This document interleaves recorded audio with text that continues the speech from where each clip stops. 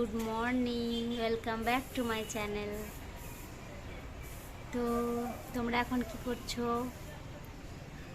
আমি তো কিছুটা কাজ হয়েছে, মানে সকালে ভাতটা হয়েছে শুধু, আর হয়েছে তোমার ডাল হয়েছে, আর আজকে রান্না করব কচু দিয়ে চিংড়ি মাছ। তো আজকে তোমাদেরকে সেটাই দেখাবো যে আমি কীভাবে কচু দিয়ে চিংড়ি মাছ করি। যদি তোমাদের ভালো লাগে অবশ্যই কমেন্ট করে জানাবে যে কেমন লাগলো, আর না ভালো লাগলেও জানাবে। আর ফ্রেন্ড, আমার তো নতুন চ্যানেল, তোমরা জানোই, তাহলে আমার চ্যানেলটা একটু সাবস্ক্রাইব, লাইক অ্যান্ড শেয়ার অবশ্যই করো। তোমরা যদি সাপোর্ট করো তবেই আমি এগিয়ে যেতে পারবো।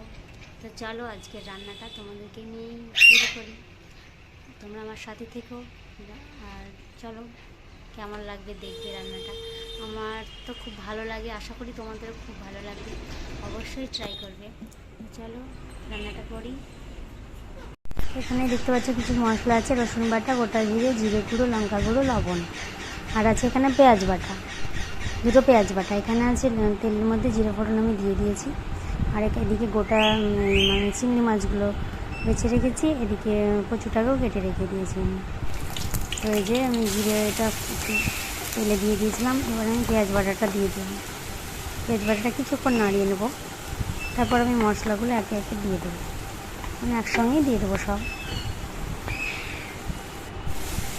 এই যে দেখো মশলাগুলো আমি দিয়ে দিলাম, এর মধ্যে হলুদ গুঁড়োও দিয়ে দেবো। মশলাটা কিছুক্ষণ নাড়িয়ে চিংড়ি মাছটা এবার আমি দিয়ে দেবো। দেখো চিংড়ি মাছটা দেওয়া হয়ে গেছে, চিংড়ি মাছটাও কিছুক্ষণ নাড়িয়ে নেব, তারপর কচুগুলো দিয়ে দেবো। এই যে কচুগুলো আমি দিয়ে দিলাম,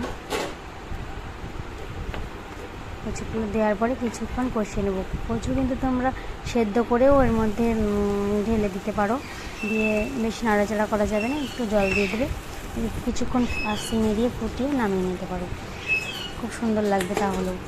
আর এরকমভাবে করতে পারো। এই যে আমি কষিয়ে নিয়ে জল দিয়ে দিলাম।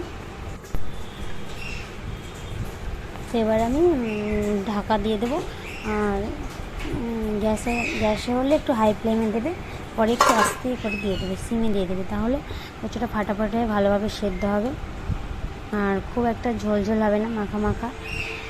তো এই দেখো কচু চিংড়ি আমার হয়ে গেছে। তোমরা নামাবার টাইমে তোমার জিরে ভাজা গুঁড়োও দিতে পারো। তো কমপ্লিট আমার কচু চিংড়ি রান্না। তো তোমরা অবশ্যই ট্রাই করবে, আর আমাকে জানাবে ভালো লাগলো কি। এটা ভালো লাগবে কিন্তু, আর খুব সিম্পল, খুব তাড়াতাড়ি রান্নাটা হয়ে যাবে। খুব বেশি মশলা টশলা, তেল মশলা দিয়ে আমি রান্নাটা করি না বেশি, খুব কম মশলাই, আর খুব তাড়াতাড়ি হয়ে যাবে। তো ট্রাই করো এবং আমাকে অবশ্যই কমেন্ট করো। তো আজকের জন্য টাটা, আবার নতুন কোনো ভিডিও নিয়ে আবার তোমাদের সঙ্গে দেখা হবে।